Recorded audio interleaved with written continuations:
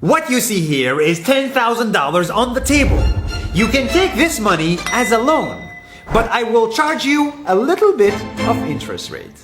Like most people, you take the money and you go buy a nice car. But in 10 years, it's time to pay me back. And because of interest rates, now you owe me $20,000 and not 10. You will say, I don't have money to give you. And if you don't, I take your car and a piece of your house.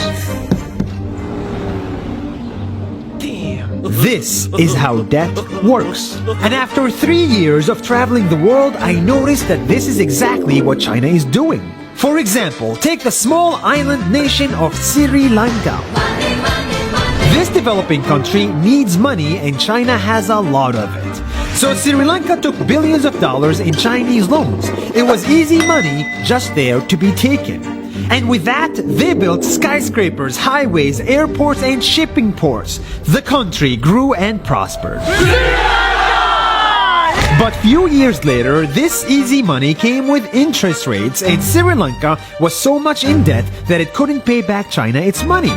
And the only way out was to give China control of what they had built. In other words, Sri Lanka lost a piece of its home to China because of debt. This is the Chinese money trap. And it's a real thing I saw all over the world. In Papua New Guinea, I saw $2 billion in loans given by the Chinese to build skyscrapers, infrastructures, and ports. But there is no way this remote developing country can pay it back or its interest rate. And the only way out is to give China control of the country. In the Maldives, Pakistan, Malaysia, Laos, Kazakhstan, Mongolia, Egypt, Kenya, and South Africa, the same thing is happening, and many countries are struggling to pay back Chinese loans. If you look closely, all these infrastructure projects like highways, ports, and bridges connect to China through the sea or through the land to form something far bigger, far more powerful than just a bridge. A new Silk Road. The world is already made by China, and I think slowly it will be owned by China.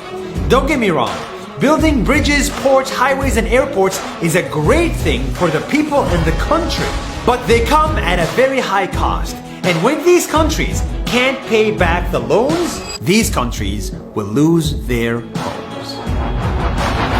One thing my parents had taught me is that there's no such thing as a free lunch or a free ride.